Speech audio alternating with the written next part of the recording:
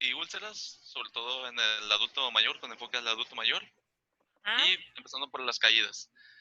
¿Cómo vamos a definir las caídas? Pues la OMS las define como la consecuencia de cualquier acontecimiento que precipita que el sujeto vaya al sujeto hacia el suelo, contra su voluntad y desde su propia altura. Entonces, estos son un grave problema de la salud, ya que puede llegar a presentar las complicaciones. Son trauma, fracturas, heridas, inmovilidad, que es una de las más, vaya, una muy importante que se relaciona con las úlceras, que vamos a ver más adelante, tromoflebitis, y además puede llegar a causar una dependencia por el miedo a caer de nuevo, que es el síndrome de caídas, que vamos a ver más adelante. Sin embargo, ¿alguien quiere adelantar algo acerca de qué es el síndrome de caídas? A ver, la definición. Ahorita mencionaste la definición de caída por la Ah, OMS. así es. Ok, muy bien, entonces espero. Muy bien. Entonces, síndrome de caídas, ¿alguien me lo puede mencionar? Pregúntale Bueno, a ahorita, alguien. ok. Pregúntale a alguien. Ah, Rebeca. Sí, la verdad es que también leí lo de la O. Pues existen muchas definiciones, pero pues esa me hizo más. Entonces lo leí como la consecuencia de cualquier acontecimiento que precipite al paciente contra el suelo en contra de su voluntad. También leí que las caídas producen alta mortalidad en los adultos mayores y estas pueden ser prevenidas y uno de cada 3 pacientes ancianos va a sufrir caídas durante un año. De estas, el 30% de estas caídas les van a ocasionar la muerte en aquellos que tienen mayor de 65 años. Y del 10 al 25% de las caídas van a producir fracturas y el 5% hospitalización. También tenemos que existen muchas causas de caídas como debilidad, peligros ambientales, hipotensión ortostática, enfermedades agudas que tengan alteraciones de la marcha, los que tienen polifarmacia, efectos de medicamento, discapacidades visuales. Ok. También las lesiones más frecuentes que tienen, como equimosis, contusión, las fracturas no expuestas, dentro de las estructuras que son las más mencionadas, pues la principal es la cadera, la cabeza, la mano, el hombro, los tobillos. Así, la más frecuente es la cadera. También existen varios mecanismos de lesión, como que se resbala, que se tropieza, que perdió el equilibrio. Y esto va a ocasionar en el 50% de los pacientes el síndrome post-caída, que significa que todos aquellos pacientes que sufrieron una caída, pues tienen miedo a volver a sufrir una caída. Así es. Ok. Muy bien. Y como ya nos mencionaste un poquito de lo que es la incidencia, y vamos a ver ahora de acuerdo a lo que dice la guía de práctica clínica, encontré datos mixtos. En algunas fuentes encontraban una incidencia mayor, pero decidí sacarla de la guía de práctica clínica, que es en la que se apoya mucho la Academia del IMSS. Y pues encontramos que según la guía de práctica clínica actualizada en el 2014, dice que los adultos mayores de entre 60 a 75 años llegan a tener caídas en el 28% de estos individuos. Mientras que en los adultos mayores de 75 años ya llega a ser de 35, o sea, hasta de 35. En otras fuentes comentaban que de 35, a partir de los 65 es hasta 35%, en los mayores de 75 hasta 45%. Entonces, como vemos, de todos modos es una alta incidencia. Y tenemos que las caídas es una causa de muerte en los mayores de 65 años hasta en un 30% de las situaciones. Entonces, vaya, es algo muy importante a conocer y a prevenir. Ahora vamos a tener que la mortalidad es de 2 o 3 veces más probabilidades de morir en comparación con los pacientes sin este problema de caídas.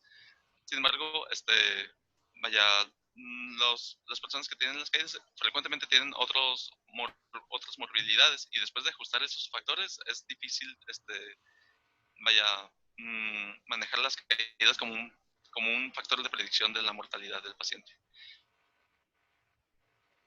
Entonces, la probabilidad de sufrir una caída aumenta con la edad, como ya vimos incluso también ahorita con la incidencia.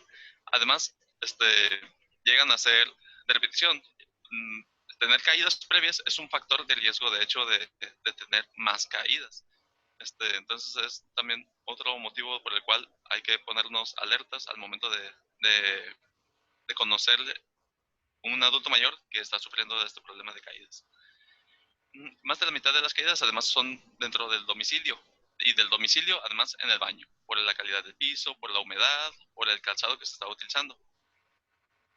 Los factores de riesgo vamos a tener que hay intrínsecos y extrínsecos. Los intrínsecos que son propios del paciente y los extrínsecos del ambiente en el que éste se encuentra. Entonces, vamos a hacer estas dos valoraciones en cada paciente. Entre los factores intrínsecos vamos a tener que son los fisiológicos, como son que pues los cambios propios de la edad, como la disminución de la agudeza visual, el deterioro de la visión nocturna, ya que el adulto mayor también tiene que despertarse más seguido durante la noche, por ejemplo, para ir al baño, entre otras circunstancias, y pues si tiene menor capacidad de su visión en un ambiente oscuro, va a ser más fácil que llegue a tener algún problema que concluyendo una caída. El deterioro de la percepción de los colores, de la profundidad de los objetos, además de la sordera, los tapones de cerumen también contribuyen, y además la marcha senil, que son pasos cortos que da con una menor extensión de la cadera, las rodillas y los tobillos. Hay que también considerar patologías todavía dentro de los factores intrínsecos, como son el vértigo, las causas metabólicas, como por ejemplo el síncope, cardiovasculares, como por ejemplo que pueden concluir en un síncope y una caída, infecciones de vías urinarias, respiratorias, como también la neumonía, aun cuando todavía no llega a ser diagnosticada, apenas está empezando una neumonía, también es un factor de riesgo para una caída. Además de la demencia, accidentes cerebrovasculares, o más bien enfermedad cerebrovascular, que también causa dificultad en movimiento, y la confusión. Otros son la polifarmacia, ya que a partir del cuarto medicamento aumenta mucho el riesgo de caídas. No se diga también de la calidad de los medicamentos que se están utilizando, pero por sí solo la polifarmacia a partir del cuarto medicamento ya aumenta a gran medida el riesgo de caídas. Además de aspectos psicosociales como la depresión, la intranquilidad y el mismo síndrome postcaída es un factor de riesgo de caídas. Y ahorita vamos a mencionarlo más adelante, un poco más. También hay que considerar las alteraciones mecánicas como las alteraciones en los miembros inferiores, heridas, traumas previos o deformidad, además de un calzado inadecuado. Ahora, el calzado adecuado, ¿cuál sería? ¿Alguien que me pudiera decir? ¿Alguien que rotó en la 28 que dábamos ese taller? Ibarra, ¿pudieras por favor platicarnos del calzado adecuado? El calzado adecuado, de preferencia, no sé levantar la mano todavía, debe ser un zapato cerrado, que no tenga, es importante revisar las suelas, que no sea, que no esté muy liso o que no esté muy gastado.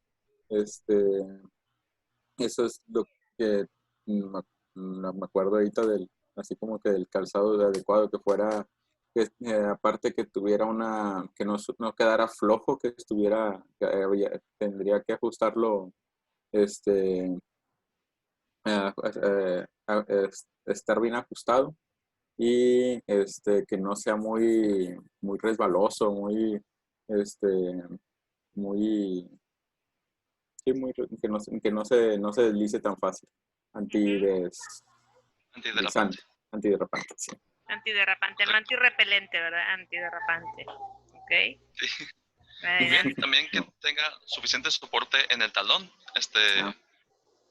tanto en el talón, tanto por delante, que sea un zapato cerrado, así como tú dijiste. Se recomienda también una altura de aproximadamente 4 centímetros en el talón, Y básicamente todos los demás factores que mencionaste, excelente. Gracias. Y también considerar el dolor. El dolor es un factor muy importante en el momento como un factor de riesgo de caída intrínseco del paciente. Disculpen, ¿alguien sabe dónde se pueden conseguir estos zapatos? O sea, también porque a lo mejor en la consulta podríamos dar ese tipo Hay de hay una zapatería que se llama Onena. Está ahí en Avenida Benito Juárez. Enfrente del Walmart de Benito Juárez, casi está a nivel de Serafín Peña. Enfrente hay unas como bodegas y hay una tienda donde ponen duela, y me parece que ahí hay, no me acuerdo qué otro local hay, ahí hay una tienda de distribuidora de calzado. Y hay zapato también para paciente con diabetes. Gracias. Gracias. Y otro aspecto del calzado es que recordemos, en la casa, ¿qué tipo de calzado es el que más frecuente utilizamos? Casi siempre son de que, pues, sandalias o guaraches o pantuflas. Y las pantuflas, pues, no tienen soporte de talón, es un calzado flojo. Y aunque es un calzado típicamente nocturno, pues lamentablemente es todo lo contrario. Debemos de tener uno más fiable, por lo menos para nuestro adulto mayor, al momento en el que es más fácil que se pueda llegar a caer. Entonces, eso es algo ahí a considerar y a manejar con la familia, con el cuidador o con nuestro paciente. Muy bien. En cuanto a los factores extrínsecos, vamos a tener que el sedentarismo, ya que esto puede llegar a provocar que nuestro paciente no desarrolle o no mantenga desarrollado su habilidad de equilibrio y de movimiento. Además, las barreras arquitectónicas, tanto del mismo domicilio como de la calle donde se está moviendo. No tener puntos de apoyo u obstáculos que tiene que estar esquivando, pues va a facilitar que nuestro paciente sufra alguna caída. Y pues también en el transporte, si el transporte tiene movimientos bruscos o va lleno o no tiene lugares en donde sostenerse, también va a ser más fácil que nuestro adulto o cualquier individuo pueda llegar a sufrir una caída. Ahora, ¿qué factor de riesgo? ¿Qué es lo que llega a provocar la lesión al caer? Pues es el equilibrio entre la altura de la caída, la dureza de la superficie en la que se encuentra, los mecanismos de protección y el número de caídas contra la densidad ósea de nuestro paciente, la mineralización de esta y además el proceso reparador. Cuando estos anteriores vencen la densidad de la mineralización y el proceso reparador, es cuando pues va a sufrir una lesión importante.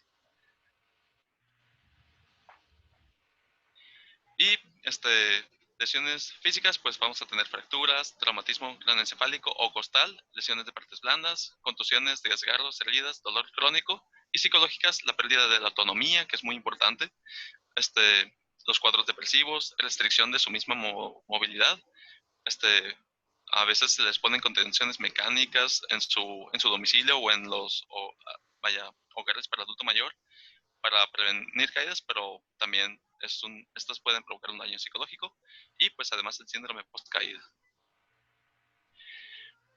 Otras consecuencias de las caídas es que se llegan a producir fracturas en un 6% de las caídas en personas menores de 75 años y superan hasta superan el 25% en mayores de 75 años.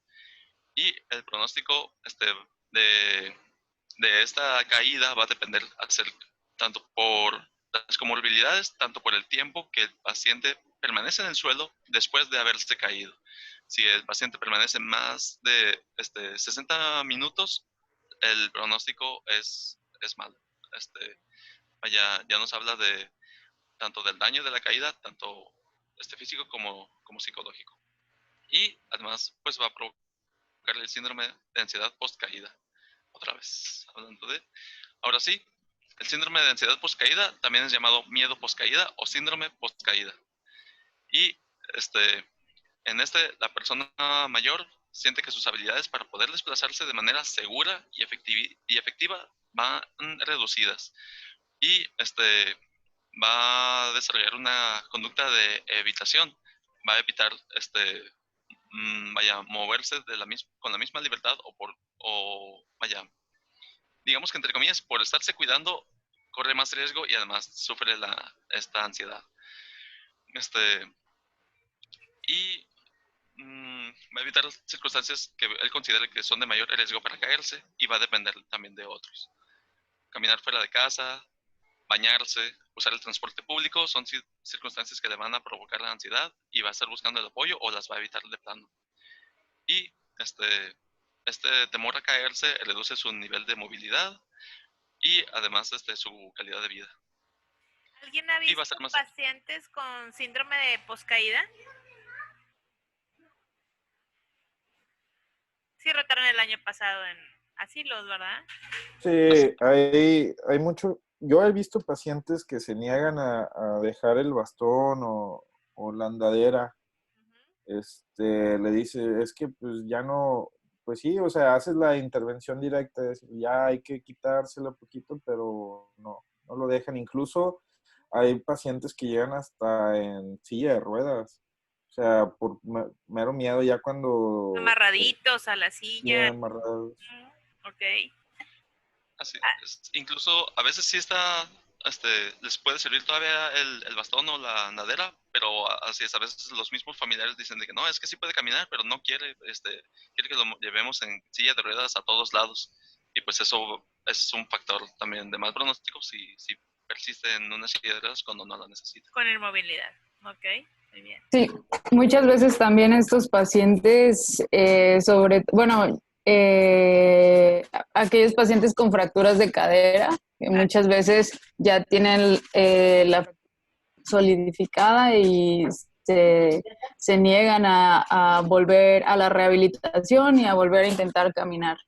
Así Eso es. también es bien común en los pacientes. Bien. Muy bien. Y medidas de prevención, vamos a tener la prevención primaria, que sería educación para la salud, el fomento de los hábitos de vida saludables y la detección. Vamos a intentar detectar de forma precoz comorbilidades u otras circunstancias que puedan llevar a nuestro paciente a iniciar a tener caídas, vaya con exámenes de salud. El Tai Chi se ha documentado que es un factor de protección muy favorable para nuestro paciente, ya que ayuda a mejorar tanto el equilibrio como la capacidad de movilidad de nuestro paciente. Entonces es algo que se recomienda mucho. Y como medidas de prevención secundaria, pues vamos a intentar tratar de reducir los factores de riesgo ya existentes también para evitar más caídas. Hay que revisar los tratamientos médicos, vaya a quitar la polifarmacia o reducirla en la medida posible y modificar el entorno en el que se encuentra nuestro paciente, quitar barreras, poner señalamientos o poner antiderrapantes en el mismo suelo, poner cosas que tengan color para que nuestro paciente pueda detectar mejor la profundidad del suelo, eso es algo también importante, y que utilice el calzado adecuado, que use bastón si lo ocupa y no lo usa, o andadera si lo ocupa y no lo está utilizando, y acercarle un baño de ser posible, entre otras circunstancias que puedan ayudar a que nuestro paciente corra menos riesgo. Y ya en la prevención terciaria vamos a disminuir las consecuencias producidas por las caídas. Evitar el síndrome post-caída con apoyo psicológico y además apoyo y educación a los familiares para que puedan estos mismos a su vez apoyar a nuestro paciente. Hay que reeducar cómo realizar una marcha adecuada y equilibrio, más bien y vaya, rehabilitar el equilibrio de nuestro paciente. Hay que enseñarle a levantarse solo, que no dependa necesariamente de los demás. Más de esto un poquito más adelante. Y manejar las características de la caída. Más bien, estudiar las características de la caída para entender un poco mejor qué es lo que está pasando, que puede estar provocando más caídas. Y corregirlo. ¿Con qué instrumento evaluamos marcha y equilibrio? Acosta. ¿Con qué pruebas? ¿Sí? Puede ser revisar si puede caminar en línea recta. Pero ¿cómo se llama el instrumento de evaluación para marcha? Es, no recuerdo el nombre exactamente. ¿No? Emma, evaluación de la marcha. A ver, Cristi, Tinetti, escala es de una de Tinetti, las ¿ok? escala de Tinetti. Marcha de equilibrio, ¿ok? Siempre es bueno tener una evaluación para ver realmente si debo de fomentar que el paciente se siga moviendo, se siga caminando y ver que realmente él esté bien, ¿verdad? Antes de empezarle a manejar la seguridad, que lo puede hacer, que tiene fuerza suficiente. Es muy difícil, después de una caída grave que tuvo una consecuencia como una fractura de cadera, una lesión de rodilla, o que una comorbilidad previa se agravó, ¿verdad? Que vuelvan a tener confianza en caminar. O sea, muchas ocasiones ya no se sienten seguros en el auxiliar de apoyo, como la silla de ruedas, en el andador, y eso baja la autoestima también del adulto mayor. Entonces siempre tenemos que, antes de aventarlos, ¿verdad? A impulsarlos a que vuelvan a caminar, estar seguros que realmente ya están bien. Okay, porque luego muchas veces pasa que tienen un segundo evento durante la recuperación de la caída y eso hace que empeore y que lleguen al síndrome post caídas. Okay, eso sí es muy importante. Muchas veces es más la desesperación del familiar porque el adulto mayor se mueva antes de ver si realmente ya está listo. ¿Okay? ¿Cristi? También el time up and go, doctora. También, ajá. De hecho. Cristi, ¿ahí vas a mencionar algo? Iba a mencionar respecto a las medidas de prevención que realmente sí hay que considerar todas, pero hay que personalizar. Muchas veces a los pacientes, por ejemplo, les dan miedo los antiderrapantes o con eso se caen muchas veces porque no saben manejar los antiderrapantes, o a veces creemos de que porque el calzado esté justo o eso pues va a ser suficiente para él, pero a veces esto necesita pues como una revisión, que él se sienta bien y pues así con todo lo demás. Muy bien. Adelante, Ernesto. Sí. Y vamos a ver cómo levantarse tras una caída, porque esto se lo tenemos que enseñar a nuestros adultos mayores. No todos tienen familiares viviendo con ellos y aún si los tienen, muchas veces se quedan solos. Así es.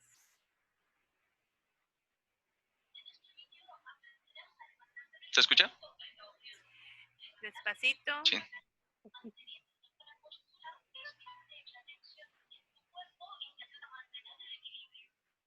A ver. Y quede súper, súper despacito. Una clase de yoga, ¿no? Sí.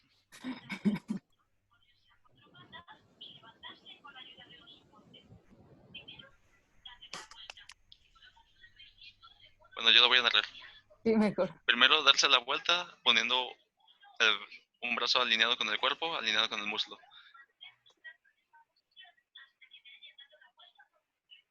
Y entonces mantenerlo hasta poder dar la vuelta por completo, poniendo la rodilla derecha, poniendo el pie sobre el suelo. Y entonces nos apoyamos con esa pierna para llevar nuestro cuerpo hacia el lado contralateral.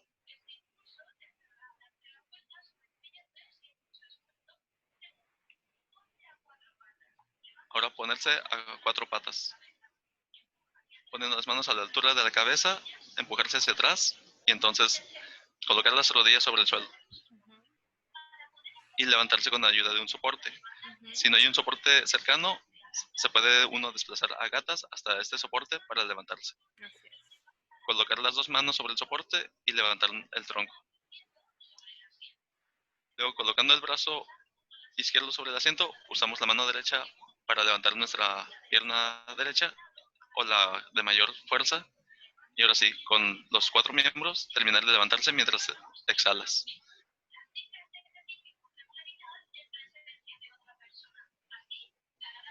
Practicar esto en compañía de otra persona para crear confianza, para que la persona lo pueda hacer ya estando sola. Así es. Muy bien.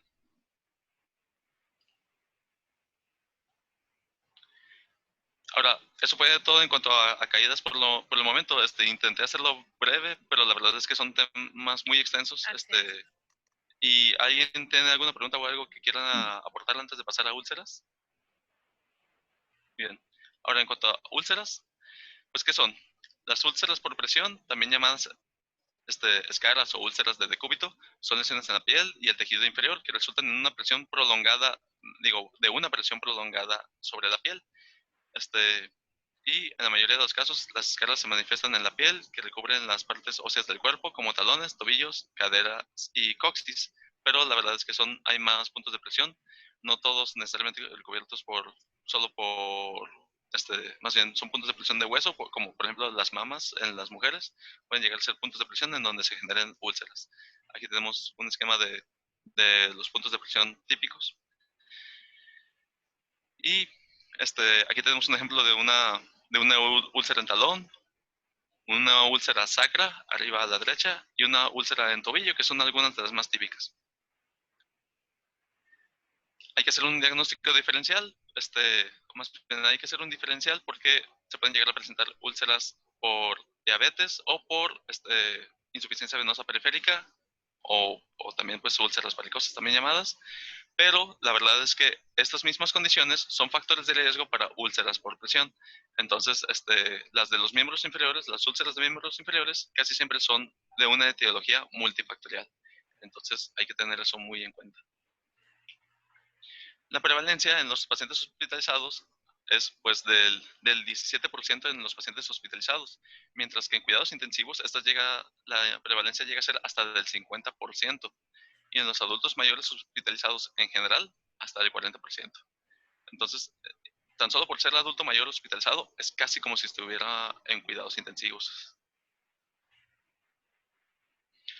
En los Estados Unidos se llegan a tener hasta 2.5 millones de úlceras por presión al año en instancias de cuidados agudos. Y a causa de estas, llega a ser un gasto de desde 500 hasta 40,000 dólares por cada úlcera por presión diagnosticada y tratada. Entre factores de riesgo vamos a tener la edad avanzada, ser mujer, pacientes gravemente enfermos con condiciones neurológicas, problemas de movilidad, alteraciones nutricionales, mala postura, ingreso a unidad de cuidados intensivos y la hospitalización prolongada.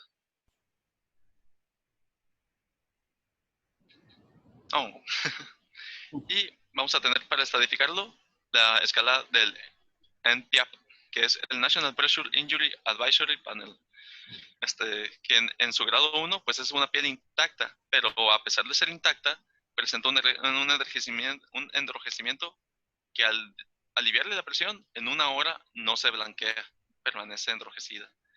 En el grado 2 vamos a tener que hay una ampolla u otra ruptura en la dermis con una pérdida parcial del grosor de la dermis. La piel está adelgazada y puede haber o puede no haber una infección. En el grado 3 hay una pérdida del tejido del espesor total. La grasa subcutánea se puede apreciar, se ve. Y la desobstrucción se extiende al músculo con o sin infección. Puede haber socavamiento y túneles. En el grado 4 hay una pérdida total de la piel con afectación de hueso. Con tendón o articulación, más bien tendón o articulación, con o sin infección. Y muchas veces incluye socavamiento y túneles también. La inestadificable es una pérdida de tejido de grosor completo, en la cual la base de la úlcera está cubierta por mucosidad o escara en el lecho de la herida. Y hay otra que se llama úlcera por presión profunda, en la cual la área está localizada de color púrpura, o hay un granate de piel intacta o aparentemente intacta, descolorida, o una ampolla llena de sangre debido al daño del tejido subyacente debido a la presión o al corte. O sea, digamos que está profunda y en cierta manera se desconoce la profundidad, pero se aprecia fácilmente que hay una lesión subyacente a la piel que sí se ve. Aquí tenemos una caricatura de estos mismos estadios. La 1, la 2, la 3, cómo se va haciendo cada vez más profunda, como en la primera todavía hay piel, pero está enrojecida. Y pues en el manejo vamos a tener que la prevención es el enfoque más rentable. Entre más avanza a una úlcera, más costosa va a ser. Por eso, más bien, y no solo de dinero, sino de tiempo también y de esfuerzos. Entonces, hay que prevenir el que surjan estas úlceras en primer lugar. Y hay que tener especial cuidado en los pacientes que están hospitalizados y que tienen un alto riesgo por sus comorbilidades. Hay que evitar caídas, además, en el adulto mayor, ya que son, como ya vimos, los que principalmente están en riesgo de presentar úlceras. Hay que reducir o eliminar los factores contribuyentes subyacentes, como las comorbilidades, como ya mencionamos. Hay que distribuir la presión en la cual se encuentra el paciente en sus posiciones y que tenga además una posición adecuada. Y además proporcionar una atención en las heridas local adecuada, que puede llegar a incluir debilitamiento para los pacientes que tienen tejido necrótico o según las características de la úlcera. Ahorita vamos a ver más de tratamiento adelante. Hay que considerar las terapias complementarias, como la terapia de heridas con compresión negativa. No sé si han visto unos parches que les ponen con una cosa que parece un acordeón y pues está ejerciendo una presión negativa en el área de la herida y esta llega a contribuir a la recuperación de esta. Y hay que monitorear y documentar el progreso del paciente. Utilizar fotos es muy útil para conocer cómo va el progreso de este paciente. Ahorita vamos a ver que hay una escala especial para el progreso de recuperación, ya que no se recomienda utilizar la misma escala. Hay que utilizar un apoyo psicosocial apropiado para nuestro paciente, ya que esto también se involucra con dificultad en la movilidad y con mucho dolor. Las úlceras son muy dolorosas y también, vaya, es una representación de un malestar para el paciente muy importante y hay que darle apoyo psicológico. La nutrición es algo crucial, ya que al perder nuestro paciente de tejido, pues va a tener un mayor requerimiento proteico calórico. Sin embargo, también que incluya vitaminas y minerales, por lo que leí en el up-to-date. Y además, es muy importante que sea valorado por un nutriólogo. La ingesta calórica total de al menos 30 kilocalorías por kilogramo, en un estudio promovió la curación y la disminución del tamaño de las heridas en etapa 3 y 4. Entonces, esto nos habla de lo importante que es la nutrición en un paciente que padece de úlceras por presión. Se ha utilizado la vitamina C y el zinc en pacientes, sin embargo, en los estudios que se han realizado no se ha encontrado que esto en verdad ayude a nuestro paciente. Entonces, en general, la medida, disculpe, la valorización por nutriólogo es importante. En donde leí decía que se recomienda terapia con esteroides, pero también encontré que en los estudios en los que utilizan un esteroide anabólico, no hubo algún cambio favorable como para sustentarlo. Entonces es controversial el uso de esteroides anabólicos. Hay que cubrir nuestra herida, se recomienda cubrir nuestra herida. Hay una gran diversidad de apósitos como de alginato, de miel, más bien con miel, con espumas, hidrogel, PHMB, que son unos antimicrobianos, con silicón, modulación de la proteasa, apósitos con modulación de la proteasa, plata y poliuretano, ya que estos ayudan a proteger la herida de contaminación, además de que facilitan la curación porque absorben el exudado y además protegen la superficie de curación. Mucho líquido en la herida provoca maceración en la herida. Pero si esta se seca, o se reseca, pues se va a ralentizar la migración de células epiteliales. Entonces un apósito absorbe el exceso de líquido, pero la mantiene relativamente húmeda. Entonces por eso la recomendación de usar los apósitos. Para el seguimiento, aquí tengo una tabla obviamente sacada de up-to-date, referencia a Chapa. Y vamos a tener que es midiendo el tamaño, el exudado y el tipo de tejido. Esta es la que vamos a utilizar en conjunto con la del NPAP. Vamos a utilizar las dos al mismo tiempo para darle seguimiento. Ya la medimos inicialmente con el NPAP, el estado de la úlcera. Pero con esta y el NPAP vamos a medir cómo va mejorando nuestro paciente, ya que la del NPAP no se recomienda para darle seguimiento por sí sola. ¿Alguna pregunta por lo pronto? Hay otra escala que leí que era una escala geriátrica, que es la escala de Braden, que es para valorar el riesgo de desarrollar úlceras por presión. Tenía como variantes, o digamos lo que medía era la percepción sensorial, que era que el paciente tuviera respuesta a los estímulos dolorosos; humedad, que era que la piel estuviera pues humectada; era ansiedad, que era que el paciente qué tan ansioso estaba para hacer actividad, actividad, que era para actividad física; la nutrición y la fricción y roce con otras estructuras. Y creo que también estaba movilidad. Ok, muchas gracias. Esa, por lo que mencionas, puede ser también bastante útil para darle seguimiento, de hecho. Muy bien. Y por lo pronto eso sería todo.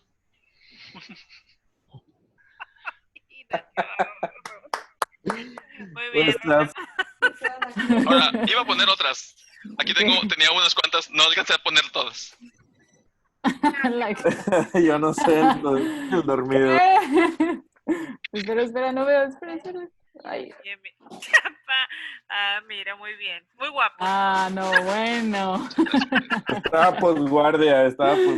Me acaban de sacar del asilo. Muy buena. Oye, qué padres quedaron. ¿Alguien notó que Damaris está exactamente igual? Igualita. En las de las mujeres puse de anciano cool, así venía el filtro. Ya sé. No, Más te Porque valía, el otro ¿verdad? estaba Rebeca, Marce también. en todos. No, bueno. Muy bien. Muy bien, chicos. Muy bien, excelente. Bueno, ¿ya están listos para el examen de mañana? No. No. ¿Qué clase de pregunta es esa? Ya sé, para cambiar de tema, ¿verdad? No, muy bien. Lean muy bien, estudien bastante bien. Son preguntas abiertas. Generalidades de administración. Lean muy bien las herramientas. Y pues espero no volver a ver a ninguno de ustedes en el siguiente módulo de administración. ¿Ok? Gracias. Pues no se va a librar tan fácil de mí, doctor. Bueno, solamente va a haber 2 módulos, no va a haber un tercero ya, con 2 es suficiente. Sí, no, mañana no van a recibir la respuesta del examen, porque como son abiertas, pues las tengo que revisar. Tengo mañana hay varios exámenes en sábado, el de ustedes es a las 11. Mañana les mando la invitación del aula virtual de Classroom, donde está el examen, para que ingresen. Van a necesitar 2 dispositivos, uno para estarlos vigilando y el otro para que contesten el examen.